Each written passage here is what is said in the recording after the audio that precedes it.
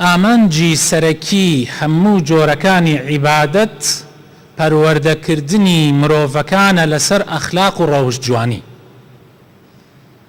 ئەرکانەکانی ئیسلام نوێژ، ڕۆژوو،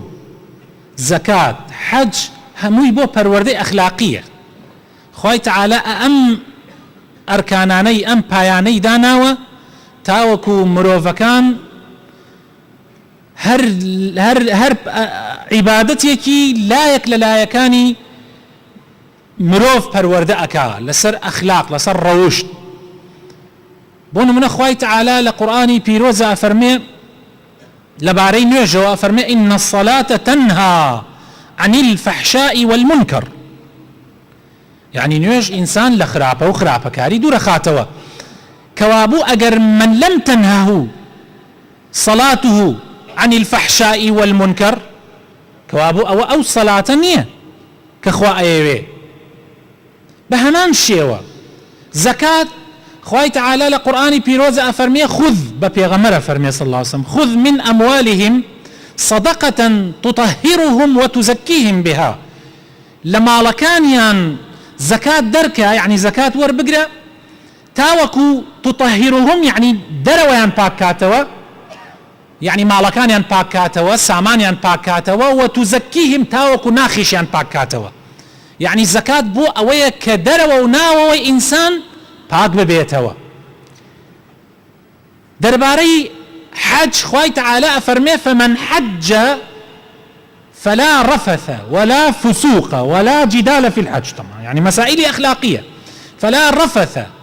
ولا فسوق ولا جدال في الحج دما قال لحجانية خرابكاري لحجانية فساد بأخلاقي لحجانية أبيك وتاي بيبي پروردت أكا مركزيكي راهنان وبنكيكي راهنان بو پرورده كردني دروني إنسان باشان أخلاق وروشت إنسان چونك إنسان أگر ناخي پرورده نكريا ناتواني دروشي پرورده بكا. روجو شهر همان شوية روجو لراسيا تنها بريتينية لوي إسا أوي كالروجو أشكيني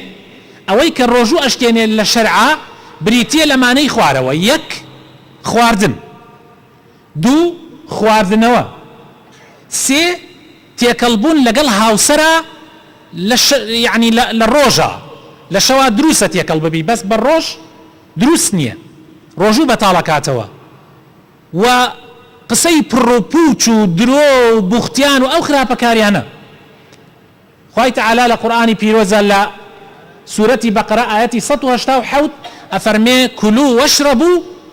حتى يتبين لكم الخيط الأبيض من الخيط الأسود من الفجر ثم أتموا الصيام إلى الليل. وهروها لو آياتيش باسي وكا كإنسان لكاتيك بالرجوع نزيكي خيزاني يعني كاري هاو سرايتي لقل خيزانك يجب جينك. ولا حديثي بيغمري شهاتو صلى الله عليه وسلم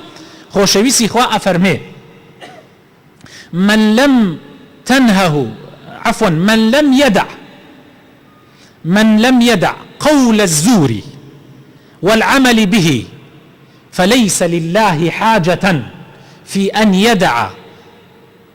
طعامه وشرابه. هر كسي وازل قسي درو بختيان خرابكاري أوشتاني كالناو خل غيبت كردن همو أو خرابكارياني كبزمان أكري بي أو ثري قولي زور هري هموي وعمل بي كردني شي يعني لقل قولك يا أفرمي والعمل به همو خرابيك كوازي لنا يعني خوا احتياجي تونية وازل خواردن وقت بيني كوابو يعني روجوكت هيچ نية يعني اگر تو نگوري زمانت نگوري وكردوت نگوري خوا بيويسي بتو نية خود تيركي خود برسيكي تو خود تينويكي يعني معناه ما برسيتك وتينيتك تدريبه لسر اوي كتو بتواني زوانتيش باش بي واخلاق وروشتي باش بي. روجي كان دو گنج لا گنجەکانی خۆمان وەکو ئەم گەنجانەی کە ئەهلی مزگەوت و ڕۆژوت چاویان بە پیاوێکی بەتەمەن ئەکەوێ سەیرەکەن لە پاڵ عارەبانەکەیە کە خەریکی شتە فرۆشیە لە پاڵ عارەبانەکەیە خۆی مادا و خەریکی خواردنە لە ڕەمەزانە یعنی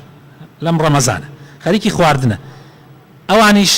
و پێکەنینێکەوە ئەڵێن هەمامە خێرە چییە بە ڕۆژوو نیت ئەڵێ وە پێکەنینێک ئەویش ئەڵێ وەڵا کوڕم هام بە ڕۆژوو بەڵام بەستەنها نانەخۆم و ئاوە خۆمەوە بەڵام من خۆمم گرتۆتۆ لە درۆ، خۆم گرتۆتۆ لە بوختیان، خۆمم گرتۆتەوە لەوەی کە بوختیان بۆ خەڵخەڵ بەسم، خۆمم گرتۆتەوە لە هەموو خراپەیەک کە خوا پێی ناخۆش بێ، بەڵام تووشی قورحەی مەعیدە هاتووم، گەدەم نەخۆشە، ناچارم نان بخۆم و ئاو بخۆم، ئەویش بە شەرمێکەوە ئەیکەم، نەک لە ئێوە لە مەلایکەکان لە خوا شەرمەکەم لە ڕەمەزانەکە، من ناچارم ئەو هینە بکەم، بەڵام هەرچی تر هەیە خۆم لێ گرتوتەوە، ئەی ئێوە کوڕە جوانەکەم، ئەمانیش بە شەرمەزارێک وڵێن وەڵڵا ئێمە بەستەنیان نان ناخۆین و ئاو ناخۆینەوە، ئەوەکان تر گشتیەکەن بالفعل، يعني خۆی گرتوتەوە، بەڵام لە چی؟ لە نان و لە ئاو، بەڵام لە درۆ لە بوختیان لە تەماشای کەس خەڵکردن بەکەم ئەمانە خۆیان نەگرتوتەوە. یعنی لە ڕاستی ئەوە دەرسێکی زۆر گەورەیە بۆ ئەو گەنجە، یعنی ئەو پیاوە کە ڕۆژوو ناگرێ، بەڵام هەموو ئەوەی ڕۆژوو داوای لێ ئەکا جێبەجێی کردووە، چونکە ئەم پیاوە لە ئیسلام تێگەشتووە، ئیسلام چۆتە ناخێەوە، بەڵام نەخۆشیەکەی ناچاری کردووە، بە فرمێسکی بە چاو فرمێسک دێتە چاوی دێتە خوارەوە، حەسرەت هەڵە کێشەیە کە ناتوانێ ڕۆژوو بگرێ. يعني من ئەمڕۆیەکە تەلەفۆنی بۆ کردم، ئەویت مامۆستا حاڵم زۆر خراپە، دکتۆر وتوێتی ڕۆژوو مەگرە، بەس واللهی من پرسیارەکەم بۆ ئەوە نییە تو فتوان بۆ بدەی ڕۆژوو بگرم یان نەیگرم، بەس پرسیارەکەم لەوەیە ئایا ئەگەر من مردم، دکتۆر توێتی ئەمری، ئایا ئەگەر مردم گوناحبارە بم؟ سەیر ئەم ئیمانەکە، والله ئەم ئیمانە سەحابەکان بوویانە، منیش وتم بەڵێ گوناحبار ئەبی، چونکە ئەو ڕوحە ئەو جەستەیە خوا بە ئەمانەت داوێتێت، تۆ ناوێ بە شێوازێک لە ناوی بێ کە خوا پێی خۆش نەبێ، بۆیە ڕۆژوو مەگرە، فدیە بدە، بە ئەو تەمەنەت زیاتر بمێنێتەوە، زیاتر زکری خوا بکەی، زیاتر چاکە و پیاوەتی بکەی، کەوا بوو ئاگامان لە خۆمان بێ ڕۆژوو تەنها خواردن و خواردنەوە نییە خۆتی لێ بگریتەوە، بەڵکو ڕۆژوو بەر لە هەموو شتەکان ئەخلاق و ڕەوشتە. خوای تەعالی هیدایەتی هەموو لایەکمان بدە.